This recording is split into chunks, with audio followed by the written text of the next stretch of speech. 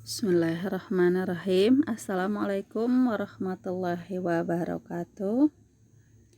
Selamat datang dalam pelajaran bahasa Indonesia.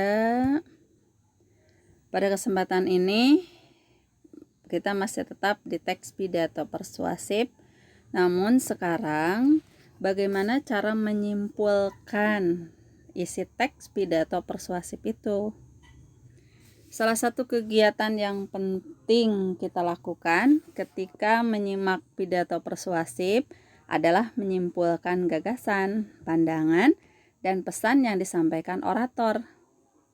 Kegiatan itu bisa menjadi salah satu cara untuk membuktikan bahwa kamu itu benar-benar memahami isi pidato yang disimak.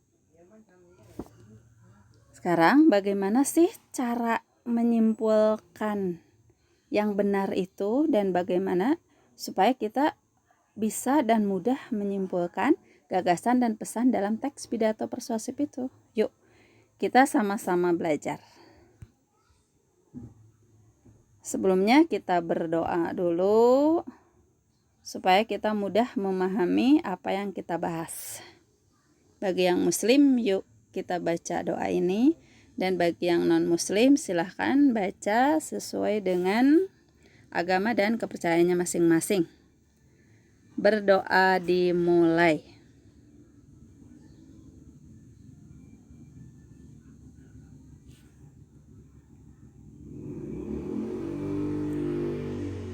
Selesai.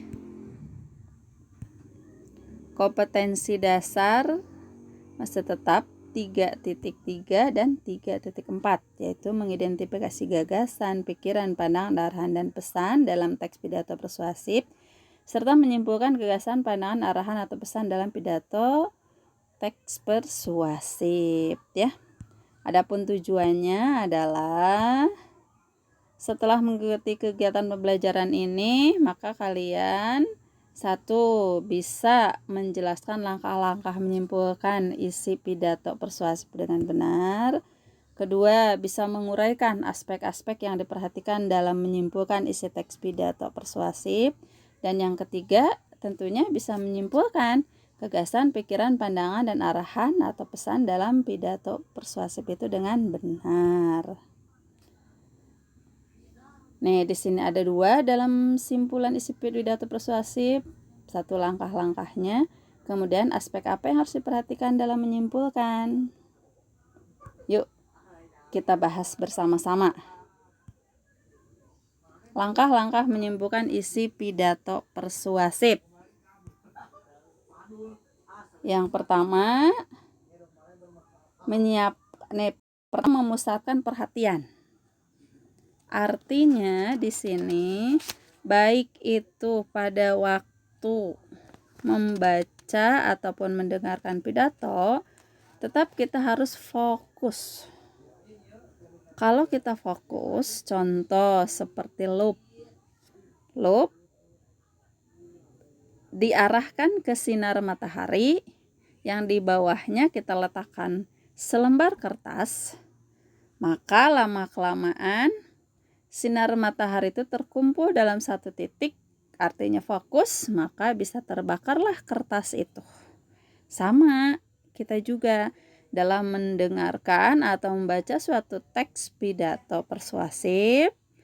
Yang pertama kita harus fokus, pusatkan perhatian. Kalau pada waktu kita membaca, maka bacalah dengan baik, bacalah dengan seksama. Dan jika menonton atau mendengarkan suatu pidato, maka kita harus menyimaknya dengan baik. Jadi yang pertama memusatkan perhatian. Yang kedua, jangan lupa menyiapkan alat tulis atau buku, pensil ataupun bolpen. Tujuannya untuk apa? Untuk menuliskan hal-hal penting pada waktu kita membaca ataupun mendengarkan suatu pidato.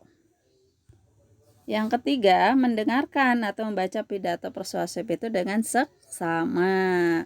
Dengan fokus tadi, tidak buyar atau tidak ingat kepada hal-hal yang tidak semestinya yang bisa mempengaruhi konsentrasi kita. Dan yang ketiga adalah mencatat pokok-pokok pikiran atau pokok-pokok pidato yang berupa informasi ketika sedang melihat atau mendengarkan pidato yang tadi ya, pokok-pokok pikirannya. Atau pokok-pokok pikiran itu bisa kita ambil dari ide-ide pokok. Yang kelima, menyimpulkan isi pidato persuasif yang didengar atau dibaca. Kesimpulan itu berupa serangkaian informasi yang kita dapatkan dari awal sampai akhir. Maka kita simpulkan, dan di dalamnya ada pendapat akhir suatu pendapat, atau di dalamnya ada fakta dan pendapat. Selanjutnya, menuliskan simpulan pidato persuasif dalam beberapa kalimat. Nanti jadi sebuah paragraf. Itulah hal-hal yang harus diperhatikan dalam menyimpulkan. Baiklah, selanjutnya kita bahas aspek yang harus diperhatikan dalam menyimpulkan isi pidato persuasif. Yang pertama, simpulan harus memuat pokok isi pidato. Artinya di dalam simpulan itu berisi hal-hal yang kita bahas atau merupakan cerminan dari apa yang kita bahas atau berupa isi pidato. Yang kedua, simpulan tidak menyimpang dari isi pidato. Jadi satu tema.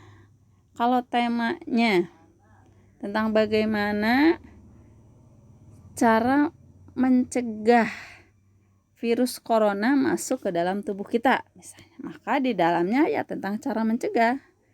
Kita tidak berbicara yang lain ya. Yang ketiga, simpulan bukanlah komentar melainkan ringkasan isi pidato. Ingat ya, di situ bukan pendapat kita sebagai pendengar atau bukan pendapat kita sebagai pembaca, tetapi di situ merupakan ringkasan isi pidato. Kalau toh di situ ada pendapat kita tetapi tidak menyimpang dari isi pidato. Jika di sini ada contoh bagaimana caranya menyimpulkan pidato. Ini ada contoh suatu wacana tentang menyimpulkan pidato.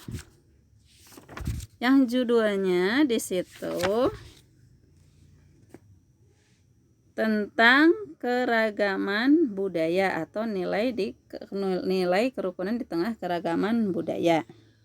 Nah, di situ di paragraf 1 itu yang tulisannya dihitamkan. Paragraf pertama misalnya.